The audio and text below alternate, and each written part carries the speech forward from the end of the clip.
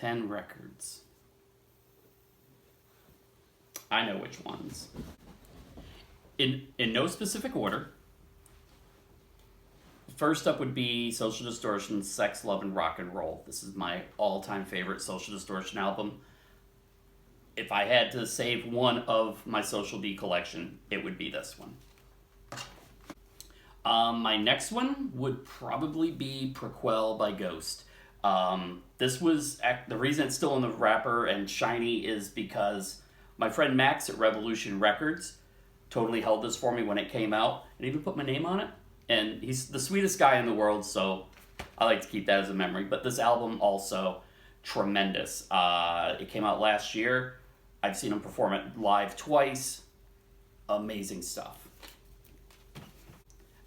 Out of all my Peter Gabriel records, so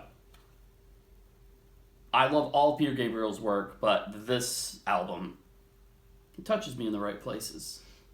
And if you ever fuck up with your lady, you can always play In Your Eyes, hold a boombox over your head, and everything will be fucking smooth. Cusack style.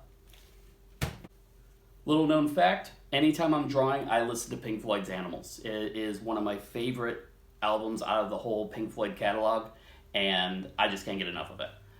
This, if it's on shuffle,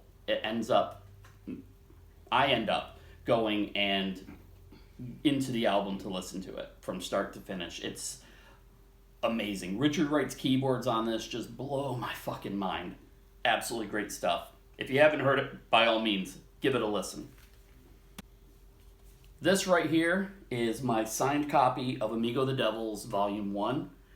I would definitely consider grabbing this before I grab my dogs and wife before leaving the house if it was on fire. Danny is an amazing songwriter. These songs I listen to, I would say, an uncomfortable amount. Anybody that's been tattooed by me has heard Amigo the Devil play in my room or throughout the shop. Everybody in the shop likes Amigo the Devil as well. But this is definitely a cherished part of my record collection. A lot of people talk about the Beatles, but not me. Instead, I talk about the Monkees.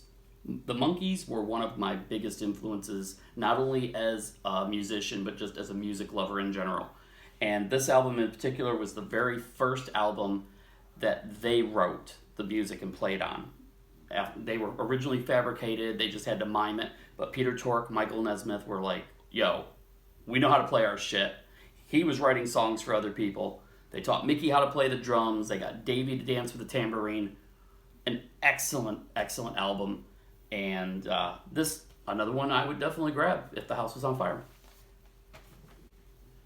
Back in 1993, this album came into my life.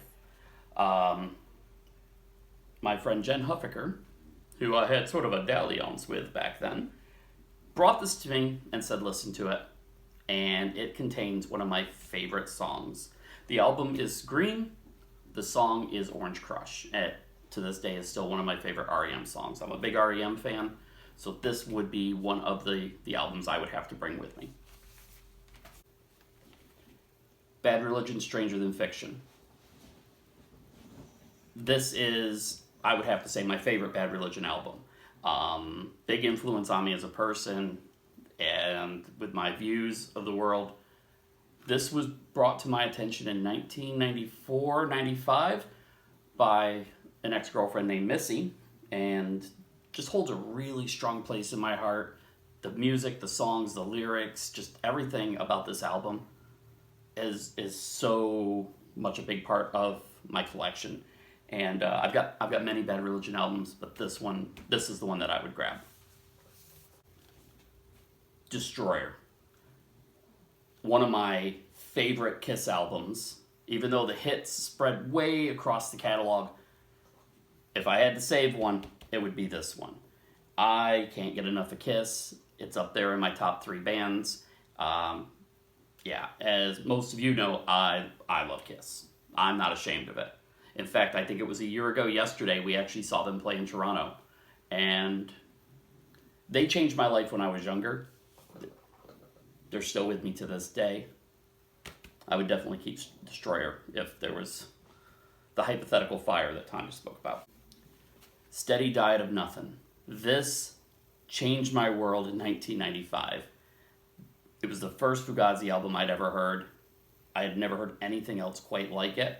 It stands up there with Bad Religion when it comes to the way that my views were shaped politically, and the messages that, you know, are contained within, I still hold very much to my soul to this day. So this is another one that I would have to make sure is on hand. I might as well just put all of these in a pile just in case there is a fire. And that would be the 10 albums I would save out of my record collection.